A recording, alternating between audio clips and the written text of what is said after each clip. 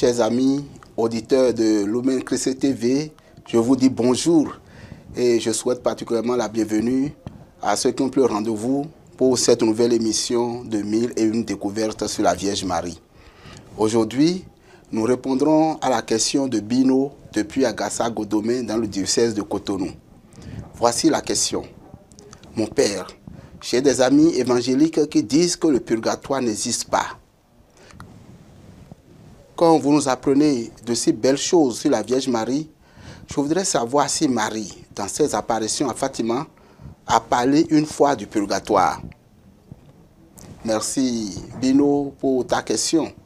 Les apparitions de Marie et ses messages à Fatima suscitent toujours beaucoup d'intérêt, et tout particulièrement les secrets qu'elle a confiés aux 3 pastoraux portugais. Fondamentalement, la question de Bino nous invite à raviver le message d'amour et de miséricorde que la Vierge Marie a adressé au monde à travers les enfants de Fatima. Ces messages ont pour finalité de nous rappeler l'opportunité de la prière et de la valeur de la conversion au bénéfice des âmes du purgatoire. C'est ensemble que nous allons découvrir ce message et son impact pour nous fidèles aujourd'hui. Je vais d'abord présenter le contexte global des apparitions. En 1917, la Vierge Marie est apparue à 3 jeunes enfants, Lucia, Jacinta et Francisco, dans le village de Fatima, au Portugal. Elle leur est apparue 6 fois, entre mai et octobre 1917. Et chaque apparition comportait un message d'une profondeur spirituelle exceptionnelle, encore de toute actualité. Marie est venue à Fatima au cœur d'une période tourmentée, marquée par la Première Guerre mondiale et par des idéologies qui éloignaient les âmes de la foi. Marie se présentait comme Notre-Dame du Très Saint Rosaire, insistant sur la nécessité de la prière, de la conversion et de l'offrande pour les âmes pécheresses. C'est dans ce contexte que la question du purgatoire a émergé dans la toute première apparition en mai. En répondant aux interrogations des enfants, Marie a non seulement évoqué le purgatoire, mais aussi elle a révélé la nécessité de prier et d'offrir des sacrifices pour ses âmes. Elle illustre ainsi sa mission maternelle de miséricorde envers les âmes souffrantes. Lors donc de la première apparition en mai 1917, Lucia, la plus âgée, c'est-à-dire la plus grande des voyants, a demandé à la Vierge Marie des nouvelles de certaines personnes décédées qu'elle connaissait. Elle voulait savoir si elles étaient au ciel ou en enfer ou au purgatoire. C'est en ce moment-là que Marie a confirmé la réalité du purgatoire en répondant qu'une de leurs amies, Amélia, se trouvait au purgatoire et aurait besoin de prière pour être délivrée. Je vous invite d'ailleurs tous à regarder le film des apparitions de Marie à Fatima. Ce message, bien que bref, est d'une grande profondeur pour notre réflexion dans le domaine de la foi. En mentionnant explicitement le purgatoire, Marie entérine l'existence de cet état de purification où les âmes attendent d'être pleinement unies à Dieu. Cette réponse de Marie conforte donc l'Église dans son enseignement. En répondant à Jacinta, Marie adresse un appel à la prière pour celles et ceux qui ne sont pas encore prêts à voir la face divine. Elle met en lumière l'urgence de notre prière d'intercession pour les défunts, une prière capable de soulager et de délivrer ses âmes. Marie, à Fatima, s'est montrée comme une mère attentive aux souffrances des âmes, y compris celles qui sont déjà passées de cette vie, mais qui ne sont pas encore dans la plénitude de la vision de Dieu.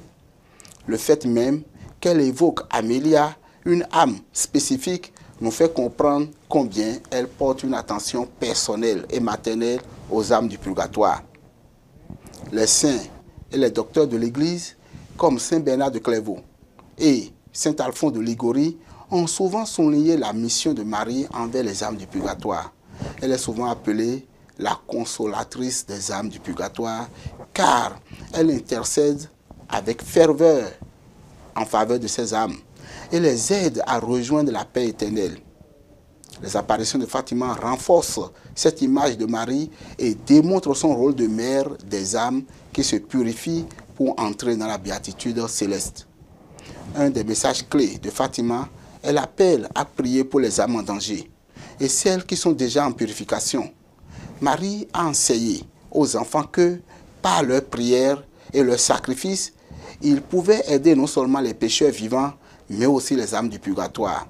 Et donc, elle a encouragé les enfants à offrir leur souffrance et à prier avec le chapelet. Ces pratiques qu'elle a présentées comme des moyens concrets pour obtenir la délivrance des âmes. Les apparitions de Fatima ont engendré une prise de conscience globale sur la place de la prière pour les âmes du purgatoire. Le récit de grâce et de délivrance, ces récits sont nombreux.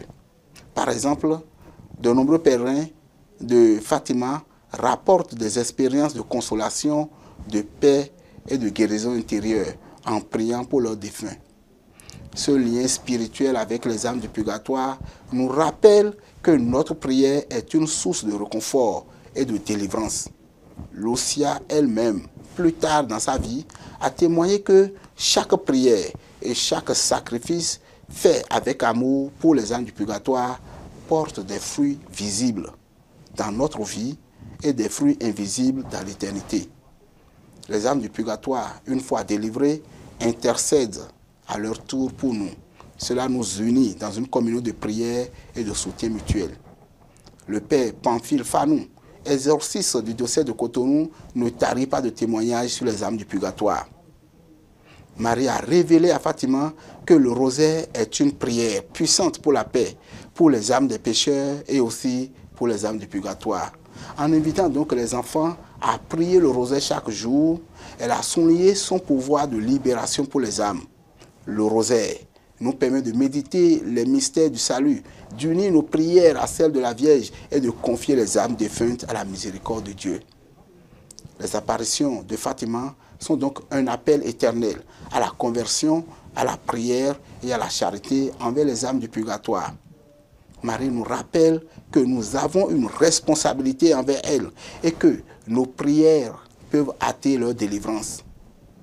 Prendre le message de Fatima au sérieux implique que nous intégrions la prière pour les âmes du purgatoire dans notre vie spirituelle et au quotidien. C'est aussi une manière d'honorer Marie, qui se présente comme leur consolatrice et leur avocate. En suivant les enseignements de Fatima, nous répondons à cet appel de la Mère de Dieu et nous contribuons par notre prière et nos sacrifices à la délivrance de ces âmes. Bino, le message de Fatima sur le purgatoire est une invitation pleine de miséricorde à participer activement à la délivrance des âmes. En nous rappelant la réalité du purgatoire, Marie nous appelle à devenir des instruments de libération et de charité. Chers amis qui suivez cette émission, prier pour les âmes du purgatoire est un acte de compassion qui nous lie à la grande famille de l'Église. En écoutant et en répondant à l'appel de Fatima, nous contribuons à offrir la paix éternelle à nos frères et sœurs défunts. La Vierge Marie, consolatrice des âmes, nous encourage à être des instruments de délivrance pour les âmes du purgatoire, afin qu'un jour, nous les rejoignions dans la gloire de Dieu. Merci donc de prier inlassablement pour ces âmes. La réalité du purgatoire confirmée par la réponse de la Vierge Marie nous permet de mieux assumer notre propre responsabilité et la nécessité de mener une vie de sainteté, alors que nous sommes en pèlerinage sur la terre. Merci à nouveau d'avoir pris le rendez-vous de notre émission. C'est avec beaucoup de joie que je partage avec vous ces découvertes. Je sais que vous en serez les relais, que la bénédiction du Seigneur vous accompagne. Au nom du Père et du Fils et du Saint-Esprit. Amen. Et restez sur Lumière Christ TV. La lumière du Christ fera briller votre vie entière. Au prochain rendez-vous et une nouvelle découverte sur la Vierge Marie.